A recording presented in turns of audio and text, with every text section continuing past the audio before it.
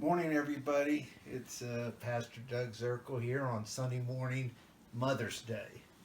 And this is always a beautiful day. It's always a beautiful time of year, and it's always a great time to celebrate our moms. And I happen to have one of the best.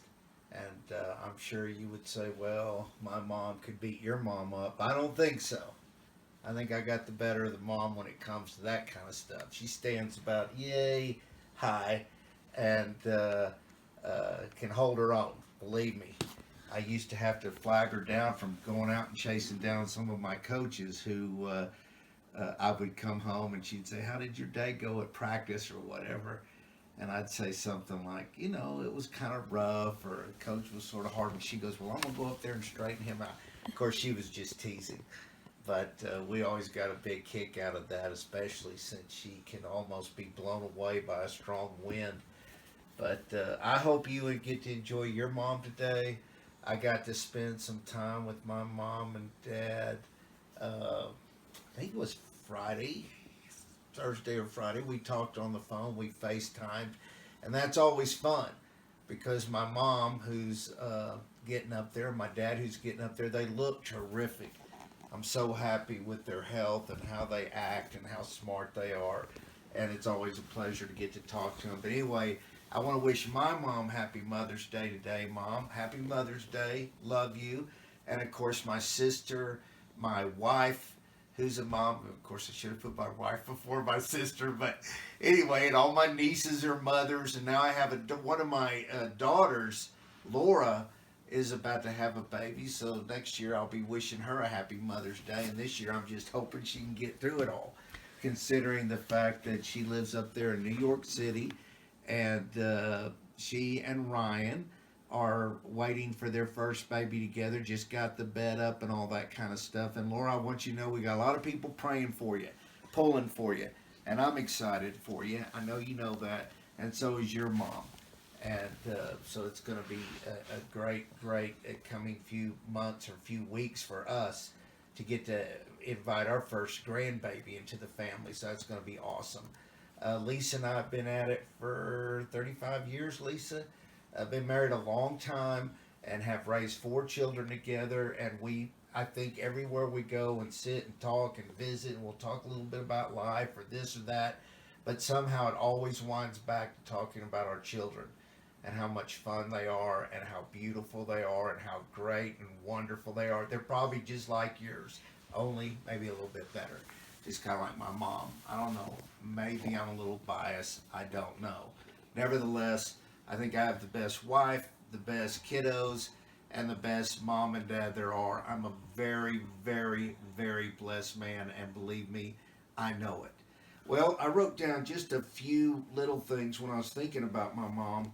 I was thinking about how there's nothing like the comfort of a mother. I mean, it's like their arms are made for hugging. There's nothing like the security we feel when embraced by our mother's care. There's just something so nurturing and reassuring about their affection. My mom, I hope yours does this or did it, always spoke the truth in love. It could hurt a little bit sometimes. It could sting a little bit here and now and then because, her motive was love. Not to turn me into some self centered person, but a person who had to live with the honesty of who I really am. And her love was always an encouragement to me. And because she spoke the truth in love, I was able to gather a lot of security in my life, a lot of assuredness, and I thank her for that. And I hope your mom did the same. And I definitely believe my wife's able to do it with our kiddos. If you're going to speak the truth, because kids need to hear the truth, but they definitely need to hear it in love. It always breaks my heart to hear stories of women. I don't know why the men don't surprise me so much in this day and age. They should, but there's a lot of irresponsibility within the male population. But it saddens me a bit when I hear that mothers are neglecting of their children, mothers are involved in drugs or alcohol or whatever's going on. It's bigger than their own kid. And that always hurts me and disappoints me a little bit because people need their mom. They they definitely leave their dads too. They definitely the affirmation of a father's hand and his words and his wisdom. But so true is the mother. And the mother provides that little bit more with that innate ability to nurture and care beyond the pale. And so my heart does break for mothers like that. And I hope today, if you feel like you've been one of those kind of mothers, and you've always looked back and been hard on yourself and been a little bit disappointed with yourself, like, man, I can't ever find God in my life. I'm never going to find what I'm really looking for in life because I've blown it with my own children. If that's the case, I hope today you'll go, you know what? I know God will give me a second chance. I know God understands parenting. I know God knows what it's like to nurture and raise and love. And I hope He gives me another chance because, unlike God, I've failed at it. I've done a poor job and I need a second start. And the only person in this world that can give you a second start is you and your relationship with Almighty God. Otherwise, you just seem to keep funneling down the old tube, and it's a miserable place to be. Don't do that to yourself. Start over. Give yourself another chance. Give yourself an opportunity with God. To me, there's no safer place than in the presence of your mom. They believe in you no matter what. There's nothing like the fan of a mother. That's a great thing to know that even if you come in last place, your mom saw something good in the race. Um, let's see here. I'm trying to think if there's something else I just want to mention as I blend this into the message today. I think the great thing about moms is there's that quality about them that's very similar to the quality of Jesus Christ. Mothers sacrifice. Mothers always give beyond themselves. They give that little bit more. You talk about walking the other mile, extra mile, turning the other cheek. That's a mom. She'll give you what she has if it's the last thing she can give you. And I always appreciated that about my mom. And I love that mothers in general are sort of predisposed to be that way. And I love that it's such a living character quality of Jesus Christ. You know, when you have your child, if you've ever had a child, you'll be able to attest to this. There's nothing like it. The love, the unconditional love you have for a child immediately, there's nothing like it in the world. And the mom especially just has that extra thing, having carried the child and all that. Well, it's like our birth as people, human beings, finding God, finding Jesus Christ, finding that unconditional love. It's tightly held. It's not easily let go of. And parents, I think, especially demonstrate that. And I think a lot of times it's the mom that puts that into action. And it really gives us a chance to look at Jesus a little bit. The problem is that because some people have had bad experiences in their home life, I would say in some cases horrific, unbelievably difficult and challenging in so many ways, just have to get over things about themselves. I think it's harder for them to relate to God not having been around that kind of unconditional love, that kind of sacrifice, that kind of commitment. But if you've been around it, there's really not too great an excuse to let it go. It's a beautiful thing. It's a little bit of a glimpse of God, and it's neat that it just bears witness in women that have given birth. I know there's some mothers out there today who have perhaps lost their child. I don't know anything worse than that.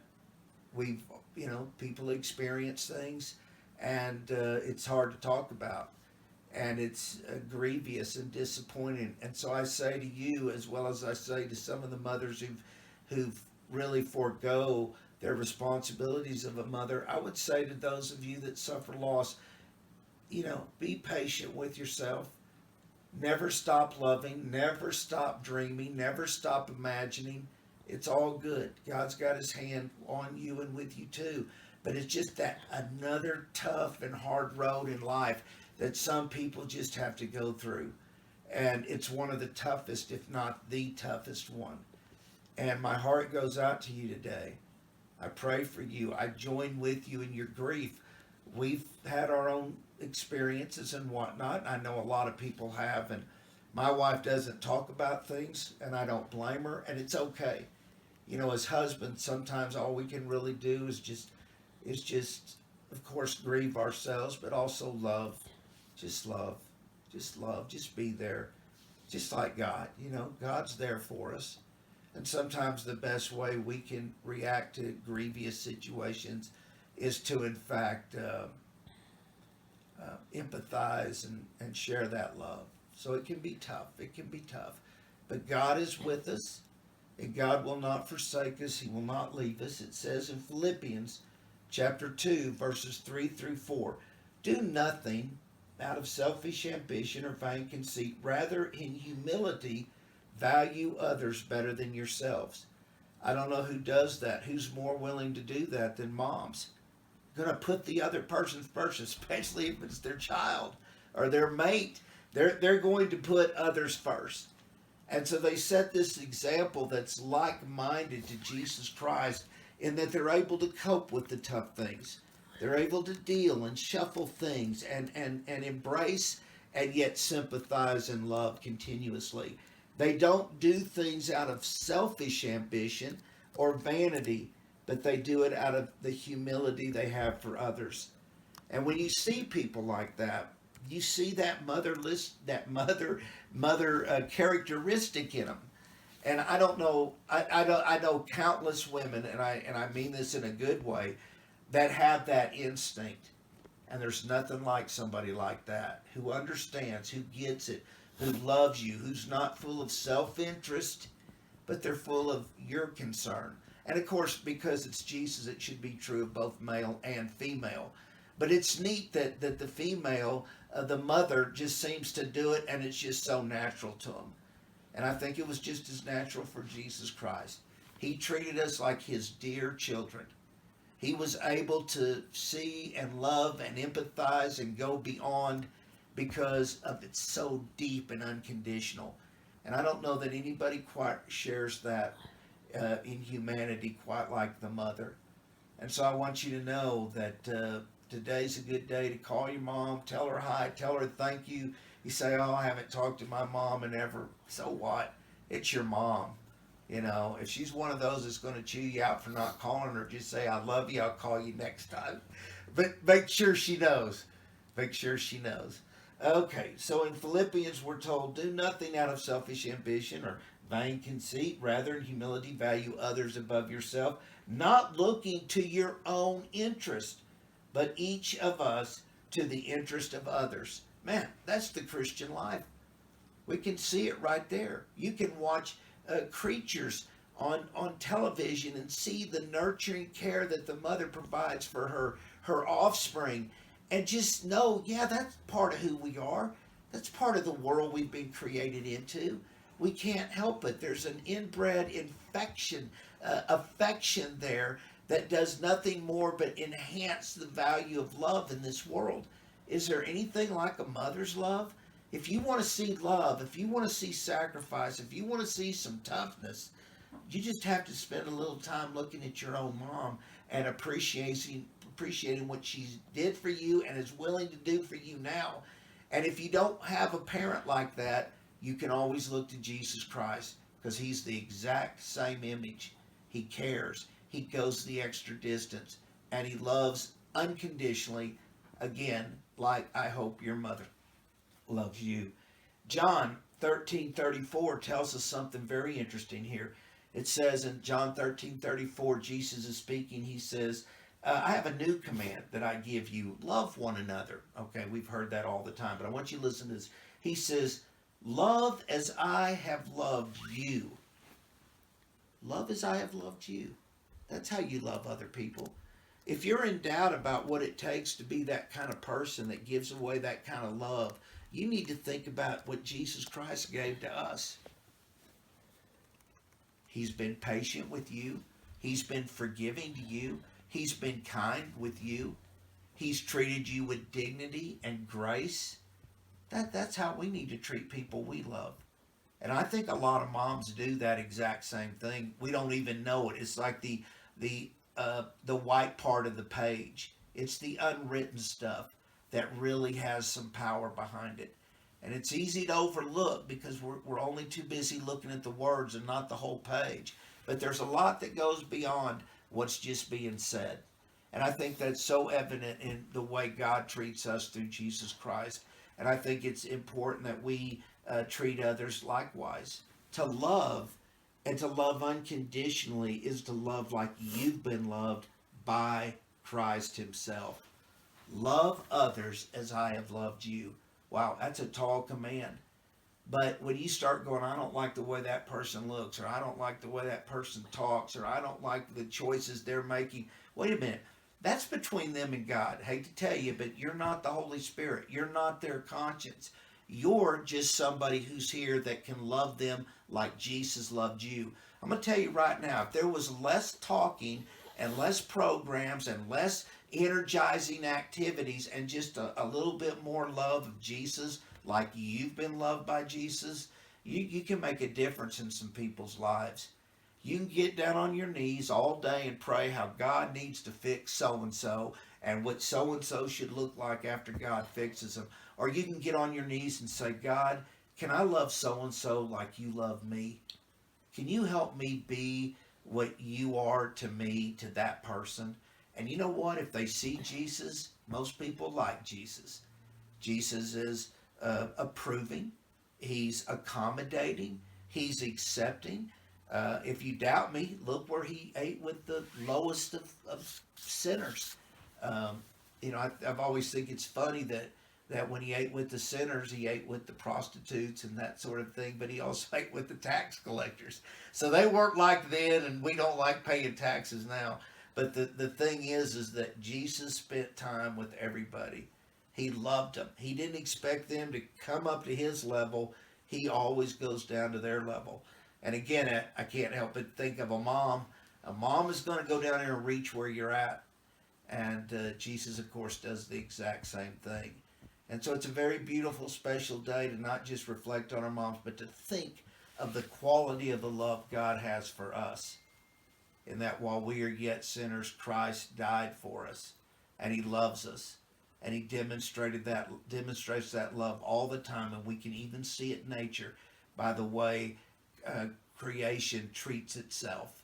It's nourishing, it's loving, it's refreshing, it's restoring.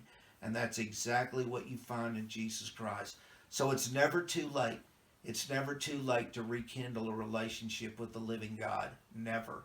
He's always there. He's always available. He's always reaching out to you. He's always speaking the truth in love. His hands are always open to grab you, embrace you, hold you, rescue you. Yeah. He's the man. That's what I like to call Him. And He knows what He's doing.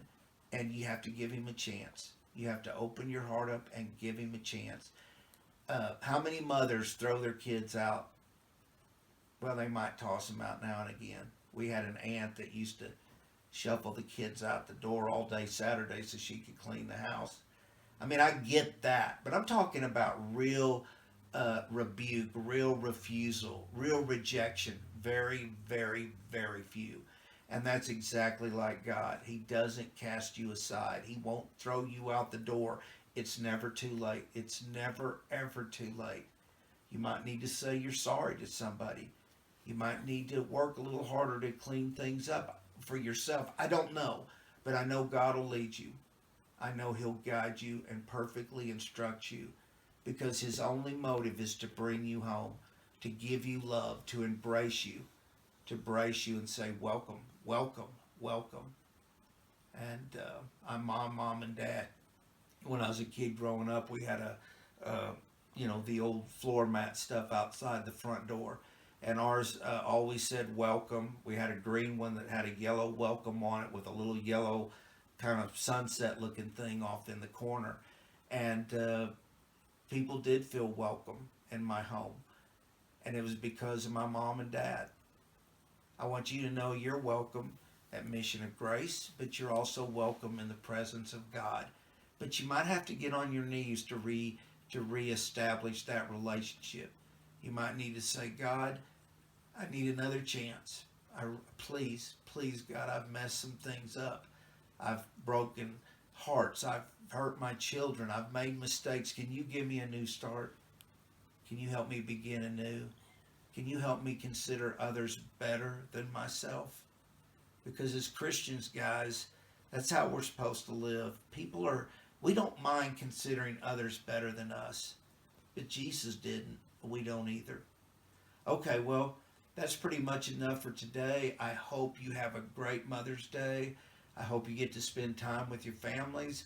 Here in Hayden, like usual, it's really beautiful outside. I'm looking right out my window at what we call the Cog, which is kind of this mountainous little area. I guess it'd be big mountains where I came from in Texas, but they're not that big considering we got some past those that got snow still on them.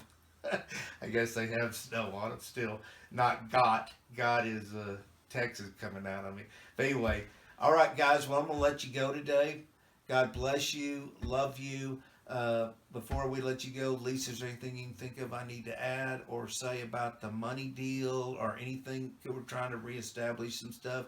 But if you need to get off, you can. But can you think of anything? No, we just continue to have questions about how to give, and they just go to missionofgracehayden.com, and there's a giving page. It tells you however you want to give. It'll explain various ways. So that's all I can think of at the moment. So we have our website, we have our Facebook, we have what's called Grace Chat, which we do during the week, probably 5 minutes, a couple times a week. I hope you can get on those and help join those.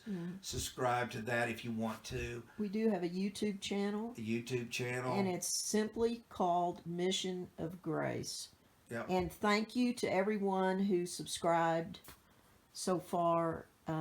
That's helped us access some functions on YouTube. Thank you. Thanks.